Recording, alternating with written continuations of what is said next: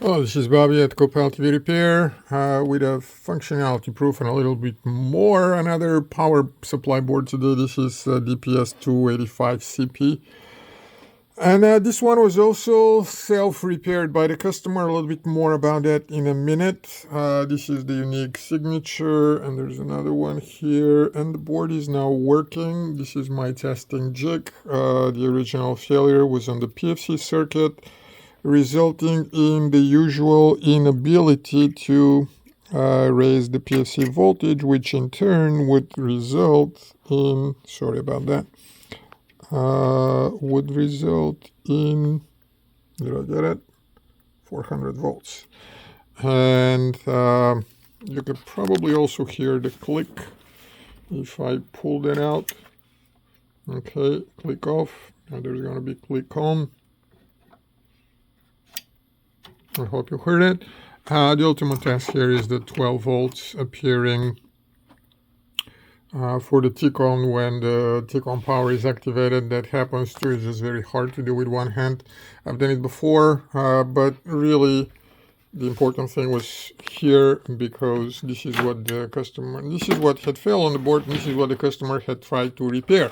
Now, I just made a video and uploaded a video a minute ago about somebody shorting the fuse that was on the board, in the different fuse. This was the fuse that was on that board, and this is how the board came. At least this customer put another fuse, which was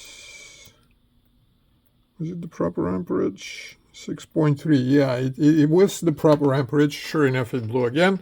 It goes in the junk. In addition, they also damaged, and I didn't see that at first, but both legs here were cut. I mean, literally somebody with a cutter went there and cut. They left the ones on the other side. So this is also something that we had to be repaired. And this is another example of people, and I don't mean to be bad-mouthing. This is what it is. It's bad, and we should call it bad, because that's what it is. This is somebody who is basically, oh, I just realized, terrible. And that has happened when they, and I didn't notice that. Apparently it wasn't blown enough. I mean, clearly this thermistor was blown, and I forgot about it. This is an example where we make mistakes. We forgot about it. So the second time when they tried the fuse, I'm pretty sure about it, because I've seen it happen before, when they blew the fuse and the whole circuit was already wired and the short was already here.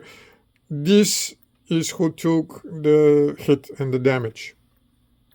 And this is why it should cost more, or it should cost more one way or another financially. In this case, we offer the customer that we'll be sending the board without warranty, and we will be sending it without warranty. I will just replace that, of course, before sending the board back, but it works even with it as it is. Apparently, it didn't blow it away. Of course, there is no power surge that it should take, because there is no load to the board. The 400 volts work here, which means that circuit was successfully repaired. So this is the last thing that needs to happen, but that was a good example that I did not plan on, about how we could miss something, but it all is caused because, of course, we can miss it even if it wasn't caused. But if it's so much more likely for additional damage to appear, and it's so much more rare for us to see it, because most of the people, let's face it, don't try to repair the board, short circuit the fuses or put another fuse and try it again. It's a rule of thumb.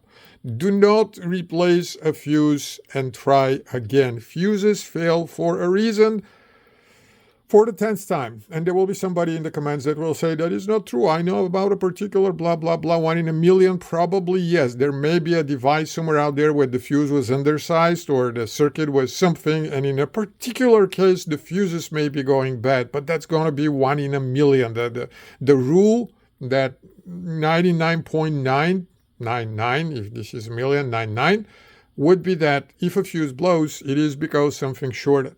And until you figure out what shorted and everything that shorted around it, and you fix everything, don't ever try to load the same thing again. You're going to be causing more damage, as in this case. There won't be more than that. I just happen to have seen things like that before, and the board would not have been coming up and producing the PFC voltage if that was bad, if there was more damage to that, or if this was really fatally damaged. But apparently it is conducting.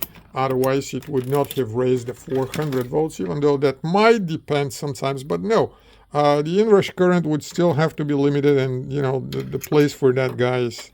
I just switched to measuring, but it will establish that it is 33 ohms or 20 something, and that's why it's working. No load, no inrush current. It was sufficient for it to go and satisfy the 400 volts. That's it. Hope it helps. It serves for functionality proof for the customer because there will be no warranty on that board. And if I had not seen that, they would have received it like that, and that would have been unfortunate. But we all make mistakes. I dare claim that customers make them more often than we do. That's all.